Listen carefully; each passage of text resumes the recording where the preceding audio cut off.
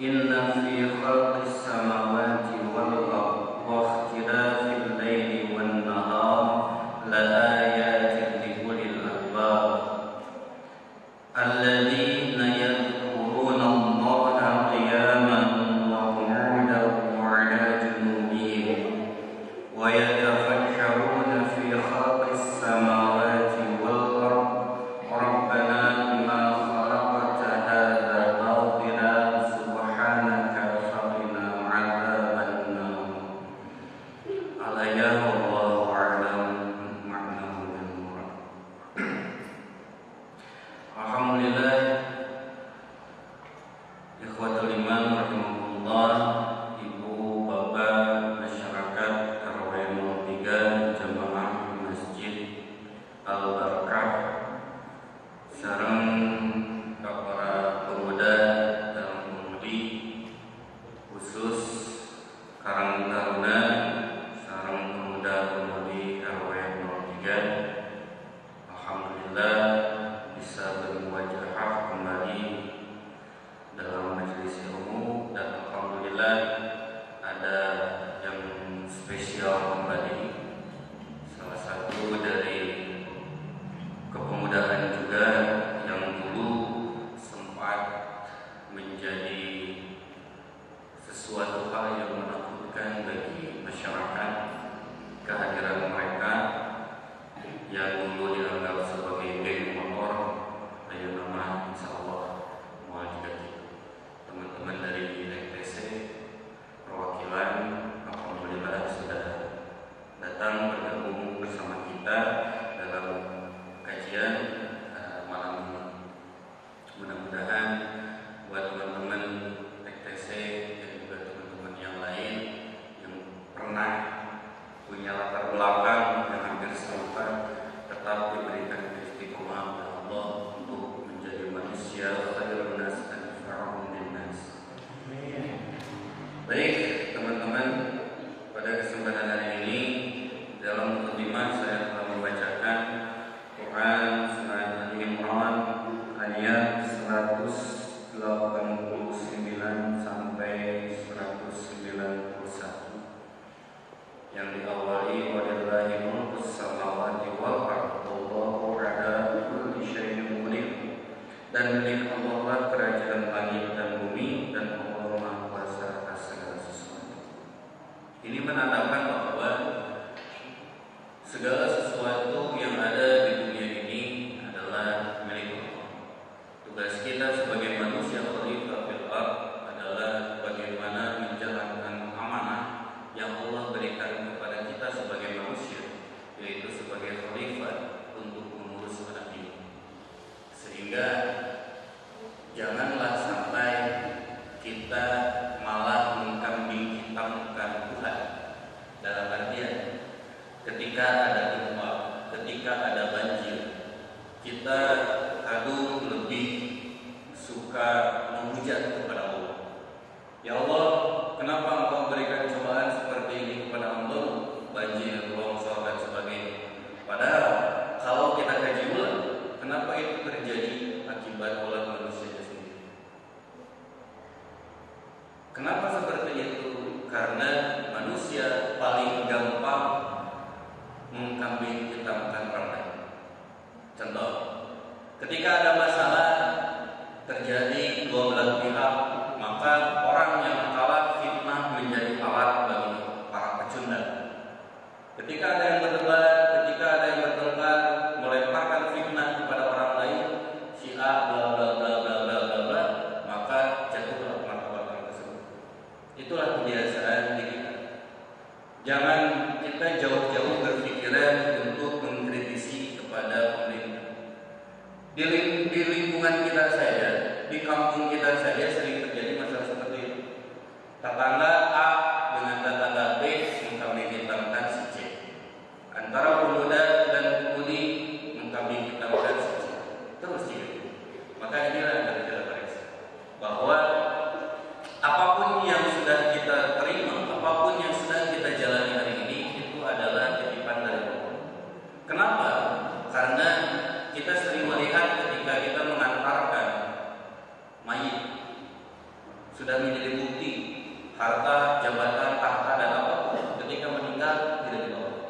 Intinya harta yang kita gunakan, harta yang kita kumpulkan, jabatan yang kita kejar, semua itu tidak ada artinya ketika maut sudah datang menghadapi kita. Terus, nawan aku lebih sombong? Pertanyaannya, tidak sedikit hari ini terjadi. Awalnya beliau adalah orang biasa. Ketika orang biasa tersebut sudah punya jabatan, maka dia dipengaruhi atau diperbudak oleh jabatannya.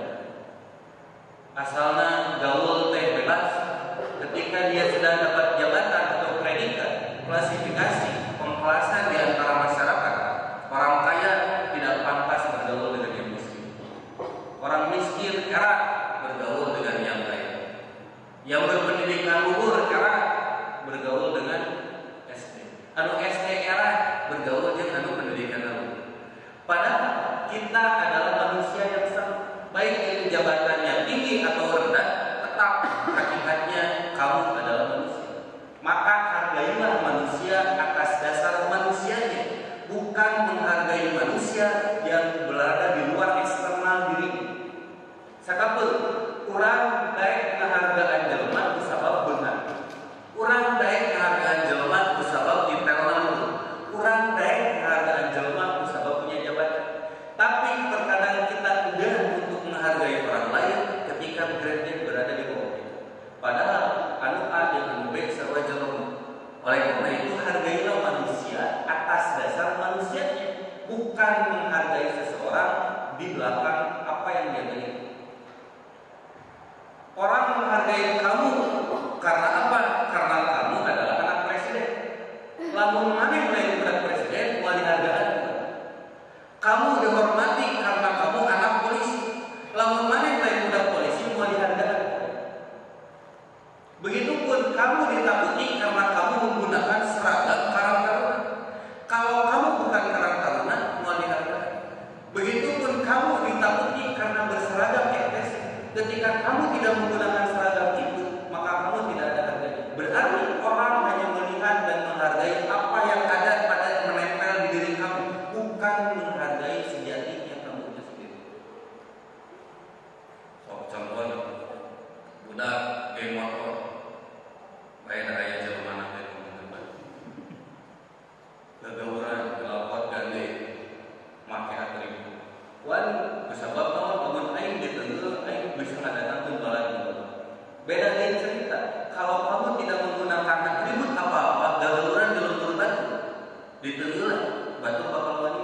Tapi batu teu wani teh kusabab maneh make seragam.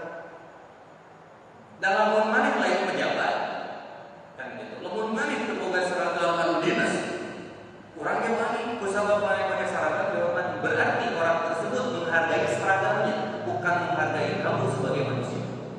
Catat. Orang menghargai kamu sebagai ustadznya, bukan menghargai kamu sebagai manusia. Dan dek ustadz, dek lain ustadz, akan jauh silih hargaan mah pantas. Kan jadi gitu. Ya inilah permasalahan di kita. Makanya ingat, walillahi mulku samawati wal ardh. Semua yang ada di bumi ini, langit dan bumi beserta isinya milik Allah. Orang hanya sebatas titipan. Kita hanya mampu menyombongkan atas apa yang dititipkan. Ketika kita mati, semuanya hilang, bangke gitu. Hanya gitu. Maka ini diterapkan di dalam sholat. Ketika imamnya lulusan SD, makmumna sarjana bawe, anggap urut-urut. Nah, bagaimana sholat berjamaah ini dalam keseharian mengikuti sesuatu itu sesuai atas dasar ilmu. Ketika dia pantas untuk dihargai, maka hargailah dia meskipun grade-nya berada di bawah dirimu. Itulah sejatinya cara menghargai seseorang. Maka lepaskan atribut kamu, jadilah manusia yang utuh. Itu terjadi di masyarakat kita hari ini.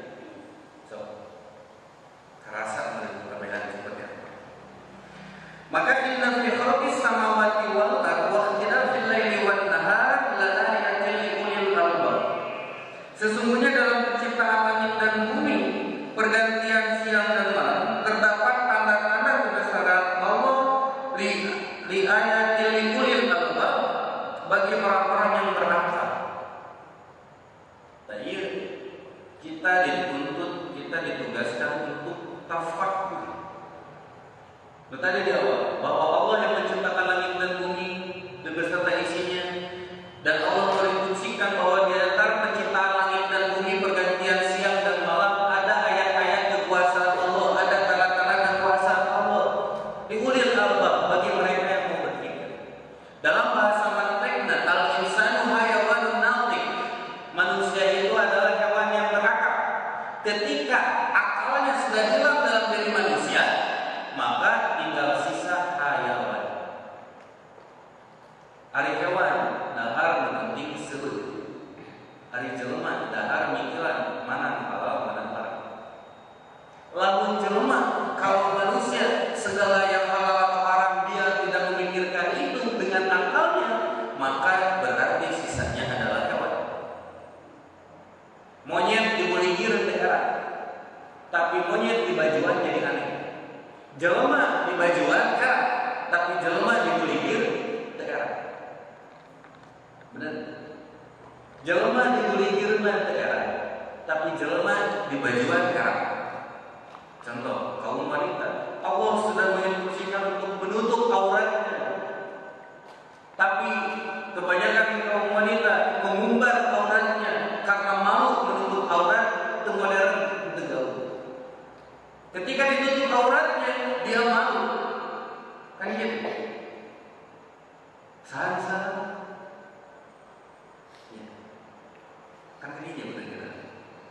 Ketika laki-laki harus menjaga, harus berbuat baik, ulah maksiat, ulah mabuk dan segala rupa, terus mabuk. Halo, bukan modern. Jangan mabuk tapi kampungan. Para sahabat sudah berhenti mabuk dan segala rupa ketika diturunkan ayat tentang pengharaman alkohol khamar itu. Nah, hari mana karek nyoba mabuk? Sahabat nggak sadar. Nah, hari mana karek nyoba? Sadar kampungan. Nu mabuk nu mabuk kan jadinya. Padahal itu sudah. Hanya saja kita tidak cukup memikirkan itu. Maka jika Allah tafakuran pikiran, perhatikan setiap penciptaan langit dan bumi, apakah ada yang sia-sia yang Allah ciptakan? Pergantian siang dan malam, siapa yang mempergantikan keadaan seperti ini? Tadi panon kue bulan, siapa yang mengganti itu? Apakah manusia ya? Anu gawaina pindah bulan di matahari sama kue itu? Tapi berganti dengan sendirinya. Terus fungsi manusia itu mana? Orang lebih menyombongkan aing mencelokan. Saya mau pejabat, itu pantas gawain kita, tapi diri kurus kita lemah. Teman-teman hari ini menggunakan pakaian, apakah membuat sendiri atau menjadi? Intinya jauh lemah, bukan begitu. Ini yang panggilkan duit bahan ada dari itu. Terus bukan apa? Akhirnya tiba-tiba ini pakai baju asal penggayaan baju mahal, merek mahal, anggar mahal, kurang sebut bisa melihat. Pertanyaan, bisa tidak kamu membuat pakaian dari 0 sampai hari ini sampai bisa dipakai? Nyeun sorangan, nyeun duitna sorangan, nyeun bahanna sorangan, teu mampu. Intina manusia. Oleh karena itu, apa yang harus digunakan akal? Al-insanu hayawanun natiq. Ketika manusia akalnya sudah tidak digunakan, maka sisanya adalah hewan. Anu ngabedakeun jelema jeung hewan. Kalau manusia akalnya tidak dipakai untuk berpikir, untuk bertafakur, untuk memikirkan dirinya sendiri dulu, maka sisanya hewan mah bikang dibawa ku jalur saja ditanya.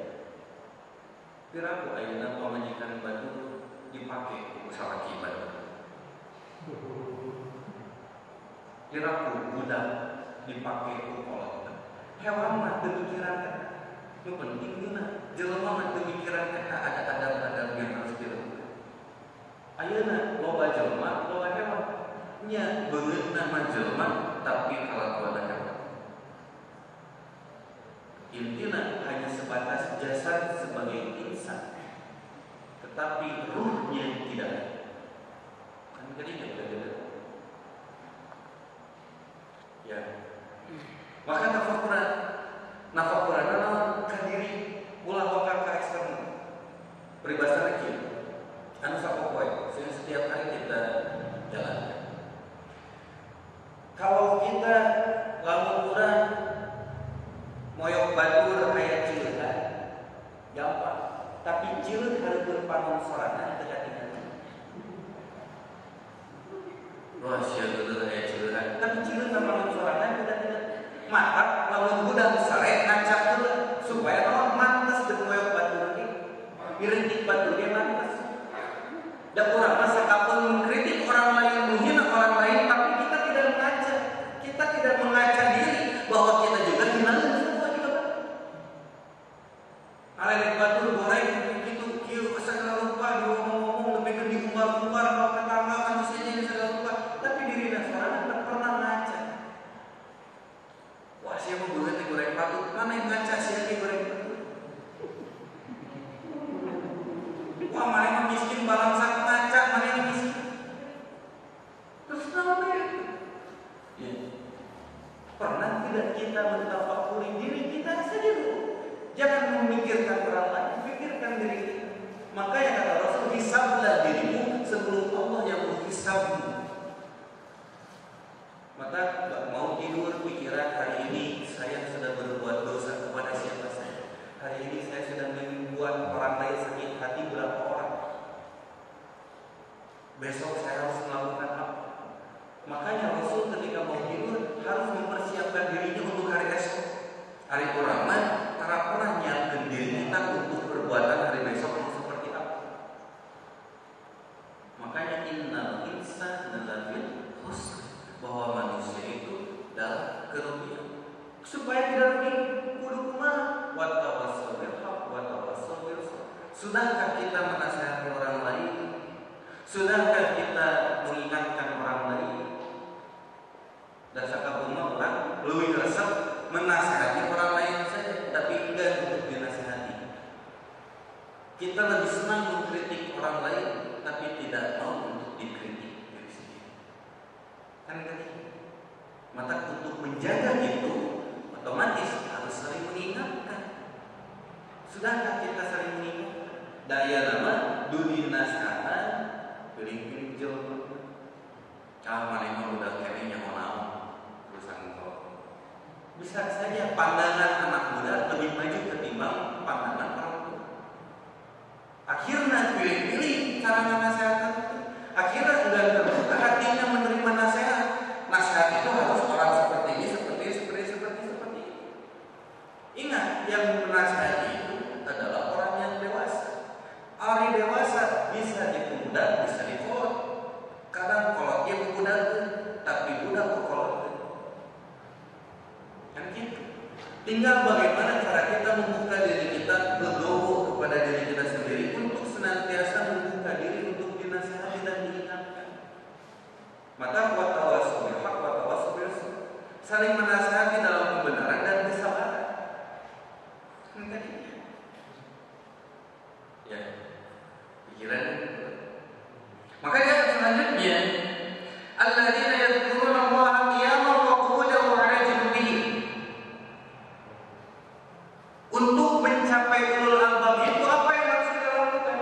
Alladzina yadhkuruna Allaha qiyaman wa qu'udan wa 'ala junubihim. Ialah orang-orang yang senantiasa memikirkan penciptaan Allah, tafakkuran kekuasaan Allah dalam keadaan berdiri, duduk dan berbaring. Dalam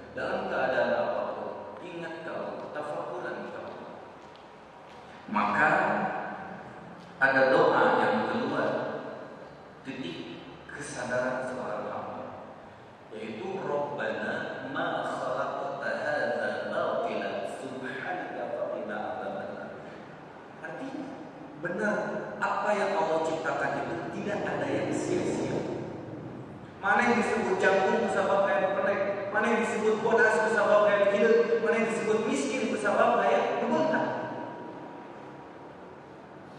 Semuanya saling mendukung. Hanya saja kurang sok kaeun terban kebenaran, kaeun terban kulobadahan, kaeun terban ku pangkat, kaeun terban ku jabatan, kaeun terban ku satara. Anu pada akhirnya lupa diri. Maka fadzkuruni adzkurkum washkuruni wala takfur. Banyaklah zikir, banyaklah syukur kepada Allah, ulah bikin kufur. Syukur bukan dalam artian kudu numpang, da urang mah syukuran teh lamun deui haji, lamun deui umroh, lamun boga imah, nyieun imah anyar karek syukuran. Kalau mau saya beri saran, kamu syukuran numpang sangkoneng teh udang sare. Kusabab naon batur nu aya nu pae, batur nu aya nu gering, maneh mah hirup kene jam-jam pikeun kaya. Udang sare langsung numpang eta syukuran numpang gede. Dek kawin syukuran, maka kawin teh jadi mahal, kudu aya 20 juta, kudu aya 20 juta. Da kawin mah enteng 30 juta oge jadi kakawan ngan pada akhirna biasa. Kawin di apa pajak teu heula, hamil heula, naon sagala. Ibu dan bapak yang lebih dipikirkan itu apa? Keselamatan anak dan ibu bapak geus hawal. Ulah sampai gara-gara tidak ada modal budget untuk menikah, akhirnya anak laki-laki ibu, anak perempuan bapak berhubungan di luar nikah, boga anak dia jadi ayah. Bukan salah kawin atau mana? Saya salah lagi. Apakah nikah jadi batal gara-gara modal? Apakah nikah jadi batal gara-gara obat?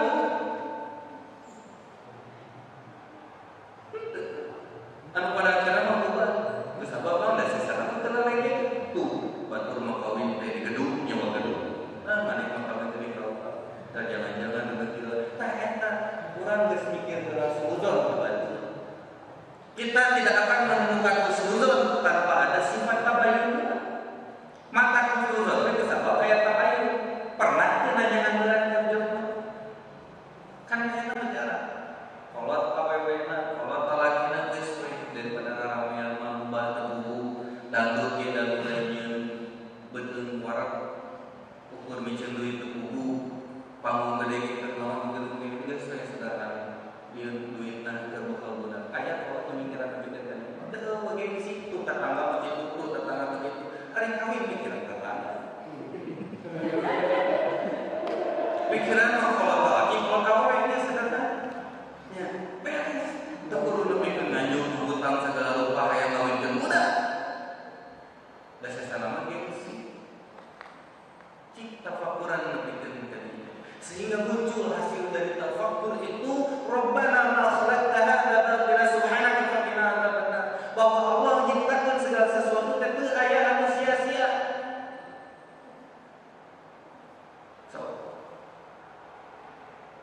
Ketika kamu mau dengan pampangmu yang hitam, bila kau masuk surga begitu, nah di mana begitu hidup kan neraka? Kan gitu. So, bila lambah sahaya dan sebagainya, tapi menjadi suri tauladan yang baik, menjadi contoh untuk hamba-hamba Rasul, untuk hamba-hamba Allah, menjadi contoh terbaik untuk siapa umat-umat Rasul. Nah, ayeuna bukan salah kita ulah kitu ulah kieu. Lo baca ari geus takdir Allah entek kudu kawin jeung budak eta geus beres. No mikiran cepat kudu cepat banget. Ya. Urang masuk ribut mikiran batu. Pernah tidak engkau berpikir untuk memikirkan keadaan dirimu sendiri? Makanya salah satu contoh yang diajarkan oleh Ibnu Athaillah adalah beruzlah. Beruzlah itu ibarat pikiran kita adalah kuda.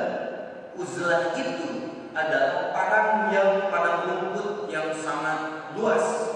Ketika kuda disimpan di padang rumput tanpa dikerangkeng, maka kuda tersebut akan lari begitu senangnya, bebas sama lain. Beda jeung kuda anu dikerangkeng, anu ditalian disimpan di kandang. Ketika kuda disimpan di dalam kandang, maka kesulitan di rumah siapa saja. Tetapi ketika kuda engkau bebaskan, maka dia akan senang berlarian di sana kemari. Begitupun pikiran kita. Hewan nanti tadi. Ketika pikiran kita dikerangkeng dengan kehidupan duniawi saja, maka hidup kita akan dihapus. Tadi saya kawin mah kudu aya duit 20 juta, 50 juta, 3 artis-artis sampai ratusan juta. Kawin kudu anu. Luas. Apakah agama memberatkan?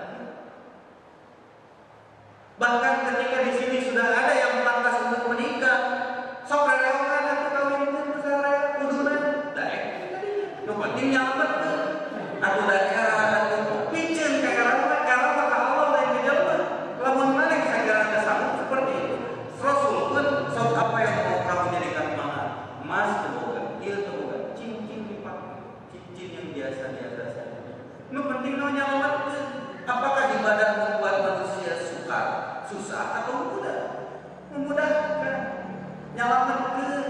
Bahkan ayat disebutkan ketika ada yang berzina di satu kampung, maka dosanya 40 rumah kebagian masalah. Kok embung ayat tiga gitu, tapi maksiat diangkat. Aku dapat ayat nama dari beberapa bubuhan yang luar yang di zaman mereka. Mereka lawang kerak, mereka jalan ke berbuat zina. Ayatnya ketika anak zina nyalakeun we budakna, bapak katuna bagi zina. Sakirana boga budak awewe kayak lalaki budak tanpa iman, tanya lalaki ada serius apa moal. Kan gitu sederhana. Ya. Mana tadi hantar nu salah. Ulah nyalakeun batur bapak di ibu sorangan nah buat ngijinkeun budak seperti itu. Nah berkieu-kieu bisa kita lebih mudah menyalahkan orang lain ketimbang menafakuri diri. Makanya beruzlah itu bagaimana kita menyendiri, mengasingkan diri dari kehidupan duniawi untuk memikirkan kehidupan ukhrawi kita kelak nanti. Apakah amal kita hari ini sudah cukup untuk mendapatkan kesenangan di akhirat nanti? Maka bahasa Jawa hirup mah cukup seuri ibadah serius. Hari orang mati balik, hirup serius, hari ibadah sesedia. Kan gitu. Ya, unggal wae 24 jam mikirkeun duit, mikirkeun kasa, mikirkeun pegawaian. Apakah kau pernah memikirkan dirimu untuk kehidupan akhiratmu sendiri? Anak bahasa Allah pada jiru nama itu bukan pemikiran bener bahasa. Ayo namanya nama Allah ringan kalau diberi pokok gitu ya. Alasannya kita jelas. So, iya pikiran aja. Berapa anak yatim di lingkungan kita? Apakah mereka sudah disejahterakan? Berapa anak miskin, orang miskin di lingkungan kita yang tidak sanggup makan hari esok? Apakah sudah kita beri makanan kepada mereka? Banyak jompo, berapa jompo di lingkungan kita? Maka pertanyaan saya, apakah di kampung ini suka musyawarah atau tidak? Wasau suka musyawarah nawan? Mun aya bantuan BLT, mun aya bantuan pemerintah, karek musyawarah nari. Lamun aya piduiteun karek nari. Pertanyaan saya, pernahkah tidak warga di sini ngahajar nariung aya sabaraha anak yatim di luluran? Pendidikan geus nepi ka mana? Aya sabaraha jompo di luluran? Aya sabaraha miskin duafa di luluran? Geus sejahterakan anak-anak. Kumaha carana sieun boga dahar bisa tekudunan setiap kakak bawa beas cangkeun atau setengah gelas.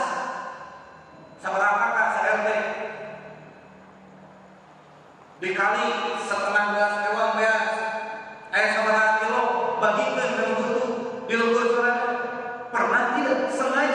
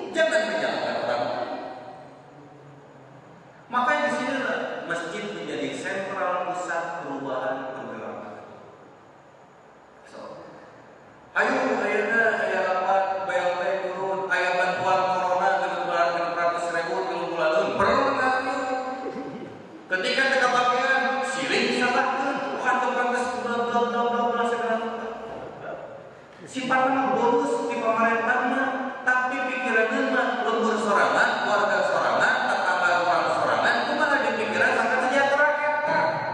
Ulah biasa-biasakan mental. Piraku kemantuan yatim dunia dua proposal, masjid kacana purwes yang proposal, nah itu bisa hubungan selembur seberapa awal ke lumayan masjid. Kan tadi. Itulah yang harus kita pikirkan, saudara-saudara. Kalau kita terus pemikiran kita, otak kita disibukkan dengan kesibukan duniawi saja, maka ibarat kuda yang dikerangkeng, ibarat domba anu di talian. Ketika engkau bergaul dengan orang yang telah mati pikirannya, maka pikiranmu akan senantiasa mati. Ketika engkau bergaul dengan orang yang pikirannya hidup, maka senantiasa engkau akan senang untuk berpikir. Itu pikiran. Sederhana. Ya, makanya kembali bagaimana cara kita berusaha. Kita masuk ke dalam diri kita, renungi kehidupan kita, renungi keluarga kita, anak kita, anfusakum wa ahlikum nar. Sudah sejauh mana selama ini kita melangkah? Jangan-jangan Bapak Ibu, umur Bapak Ibu sudah 50 tahun, tapi kenyataannya Bapak Ibu selama ini baru belajar melangkah. Perasaan bersumpah jauh, padahal masih lari di tempat. Umur banyak melontar, tapi kehidupan antara tiga begitu kan. Itulah yang harus kita pikirkan. Makanya polanya ada 3. Pertama, pribadi, keluarga, dan lingkungan. Bagaimana kita memahamkan pribadi-pribadi kita untuk bisa paham terhadap agama? Bagaimana kita memahamkan keluarga kita untuk paham terhadap agama? Bagaimana kita memahamkan lingkungan kita untuk paham terhadap agama?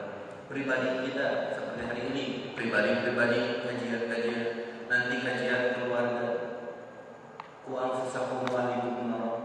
Jangan sampai anak cucu kita menjadi asbab kita masuk ke dalam neraka. Setelah keluarga pribadi-pribadinya, keluarga-keluarganya kita bina, baru kita bagaimana menggarap lingkungan. Ayah anu mabok, ulah judgement, tapi bawa jalan anak omongan, dia ulah mabok wae. Padahal saudara, contohnya dia, ayah bangsat, jol di tenggelan, padahal aturan nama lewat bangsatna diberi ke polisi sini di penjara. Tapi nah orang berkaitan nafsu. Bisa jadi orang yang salah itu karena kita ketika kita ajak ngobrol, musyawarah, badani, dia bisa jadi tobat. Bisa saja itu terjadi. Hanya terkadang nafsu ya. Mari kita sama-sama untuk menjadikan lingkungan kita menjadi lingkungan yang islami, lingkungan yang maslahat. Mari kita sama-sama memikirkan bagaimana nasib tetangga-tetangga kita, nasib diri kita, anak cucu kita, kelak nanti mau bagaimana seperti apa. Mari kita pikirkan mulai dari sekarang bagaimana membenahi lingkungan kita, bagaimana merangkul anak-anak muda kita, bagaimana merangkul orang-orang tua kita. Hiji kunci nama ego. Ngarasa orang senior, mana itu? Ngarasa orang sebagai mana itu? Ego. Anu pada akhirnya hidup mah kudu diajar narima. Hidup harus belajar menerima. Tidak cukup dengan sabar. Banyak orang yang mampu sabar tapi tidak mampu menerima. Kalau ingin bisa sabar yang maksimal, diajar menerima. Narimaku. Kudu juga kayak gitu. Makanya saya diajar narim. Ya, sabar pada Allah. Narima mau bisa sabar, mau itu bisa narima. Itulah mudah-mudahan ada manfaat untuk kita semua, mampu mengupgrade diri kita dan terkhusus mampu menggairahkan semangat dan memotivasi RW 03 Babakan Karangsari untuk menjadi asbab Tasik menjadi kota santri di mana Babakan Karangsari RW 03. Baru bisa ya. dengan doa di Fathul Majlis. Subhanallah wa bihamdika, asyhadu an la ilaha